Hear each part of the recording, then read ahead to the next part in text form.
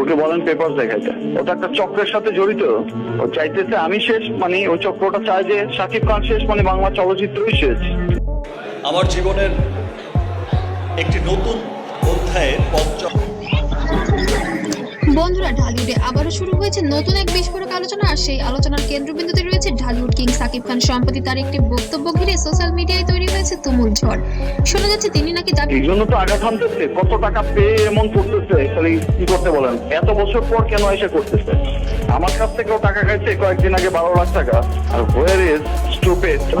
দাবি করেছেন কিছু মানুষ তাকে শেষ করে দেওয়ার জন্য একটি চক্র তৈরি করেছে, আর সেই চক্রের সাথে নাকি যুক্ত হয়েছেন অভিনেত্রী শবনম বুবলি। এর নামও এখন খবরে ছড়িয়ে পড়ার পর থেকে নেট দুনিয়া শুরু হয়েছে ব্যাপক আলোচনা। কিন্তু আসলে ঘটেছে কি, এই প্রশ্নই এখন সবার মনে মনে।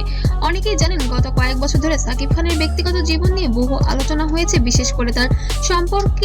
আমি বেশ কিছুদিন ধরে বলছি যে গণমাধ্যমকে আমি আমার ব্যক্তিগত কোনো কিছু আসলে বলতে চাই না, কারণ ব্যক্তিগত ব্যাপারগুলো এমন এবং সংসার এবং পারিবারিক বিষয় নিয়ে একসময় অভিনেত্রী অপু বিশ্বাস তার সাথে সম্পর্ক প্রকাশ্যে আসার ঘটনার পুরো দেশকে অবাক করে দিয়েছিল। তারপর আবার নতুন করে আলোচনায় আসে বুবলির সাথে তার সাক্ষাৎ।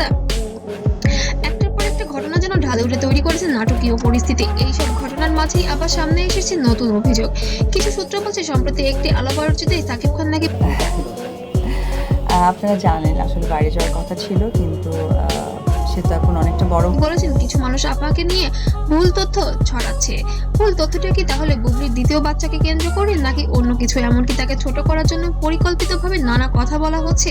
আর সেই কারণেই তিনি নাকি বেশ বিরক্ত। তিনি ইঙ্গিত দিয়ে বলেছেন তার বিরুদ্ধে একটি গোষ্ঠী কাজ করছে। এই মন্তব্য প্রকাশ পাওয়ার পর থেকে সোশ্যাল মিডিয়ায় শুরু হয়েছে তুমুল বিতর্ক। কেউ বলছেন এটা হয়তো ভুল বোঝাবুঝি, আবার কেউ বলছেন এর পেছনে নিশ্চয়ই। আর আপনারা জানেন এর আগে বুবলির সাথে হয়তো অপুর একটা ক্ল্যাশ হয়েছে, অপুই করেছে অপুর, সেটা অনেক ঘটনাই হয়, বড় কোনো কারণ আছে। এদিকে অভিনেত্রী শবনম বুবলির এখনো পর্যন্ত এই বিষয়ে সরাসরি কোনো মন্তব্য করেননি। অবশ্য তিনি বর্তমানে অবস্থান করছেন যুক্তরাষ্ট্রে। তার মাতৃকালীন ছুটিতে তিনি তার সন্তানকে নিয়ে দেশের বাইরে অবস্থান করছেন। এই নীরবতা যেন রহস্যকে আরো বাড়িয়ে দিয়েছে।